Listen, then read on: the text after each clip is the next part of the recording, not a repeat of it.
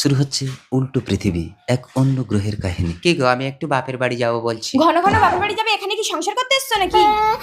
মায়ের শরীরটা একটু খারাপ। সারা জীবন যখন মায়ের সেবা করবে তাহলে আমাকে কেন বিয়ে করেছিল? যত সব সরো দেখি। এই মেজদি, কি রে শালিনী? এই আমার বর একটু বাপের বাড়ি যাবে বলছে, তোর বরকে একটু রান্নাটা করে দিতে বলতো। না না, হবে না, আমার বরের পেটে বাচ্চা, ও সব কিছু করতে পারবে না। বাচ্চা আর কোনো পুরুষের হয় না, তোমার বর তো দেখালো গো মেজশালী। এই তুই বেশি কথা বলিস না, এই জন্য তোর বাচ্চা নষ্ট হয়ে গেছে। এই দাঁড়া দাঁড়া, তোমরা ঝগড়া করো না, আমি বড়দিকে ডাকছি। এই বড়দি, কি রে শালিনী? এ বড়দি, বড় জামাইবাবুকে আজকে একটু রান্নাটা করতে বল না, আমার বর একটু বাপের বাড়ি যাবে বলছে। না না, আমি পারবো না, আমার বাচ্চা ঘন ঘন দুধ খায়।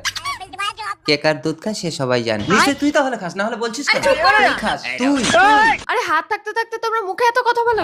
তুই খাস। এই দাঁড়া দাঁড়া, তোমরা ঝগড়া করো না, পাশের বাড়ির বরগুলোর কোনো গলা শোনা যাচ্ছে? হ্যাঁ হ্যাঁ, আমি তো খারাপ আর অন্য পুরুষ তোমার কাছে ভালো। আমি তোমার ঘর করবো।